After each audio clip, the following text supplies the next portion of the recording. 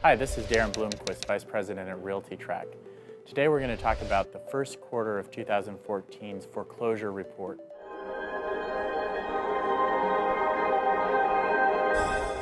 U.S. foreclosure activity in the first quarter of 2014 dropped to the lowest level we've seen since the second quarter of 2007. And foreclosure activity was down from a year ago across the board. Defaults were down, scheduled auctions were down, and bank repossessions were all down from a year ago. Although scheduled foreclosure auctions across the country were down 11% from a year ago, we did see the exception in many states. Those states included Connecticut, Oregon, and Utah, all of which saw 100% or more increases in scheduled foreclosure auctions. U.S. foreclosure starts were down 21% in the first quarter compared to a year ago, but there was one big exception. That was California, where foreclosure starts increased 10% from a year ago in the first quarter, and that was the biggest increase we've seen since the fourth quarter of 2009. Even though foreclosure activity was down across the board, there were a couple of red flags in this report, and that were the average time to complete a foreclosure, which was up to 572 days nationwide in the first quarter.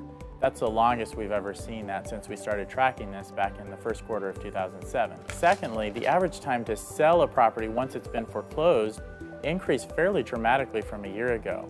It was up 34% to more than 220 days nationwide from the time when a bank repossesses a property to the time it sells. Both of those are a concern because even though foreclosure activity is going down, these indicate there could be a backlog of so-called shadow inventory waiting in the wings that still needs to hit the market and be absorbed by the market. We'd love to hear about what's happening with the foreclosure market in your area.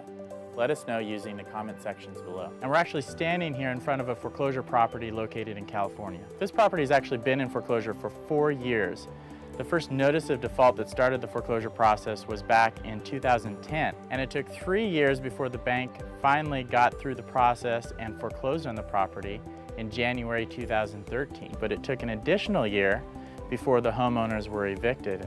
And you can see the eviction notice next to me, dated January 2014. This is a microcosm of what we're seeing across the country. We see nearly 500,000 properties that are bank-owned, and 51% of those properties are still occupied by the former homeowner, like this one was for over a year. And only 10% of those 500,000 properties we estimate are listed for sale. So there's still a big chunk of the foreclosure inventory that hasn't hit the market yet.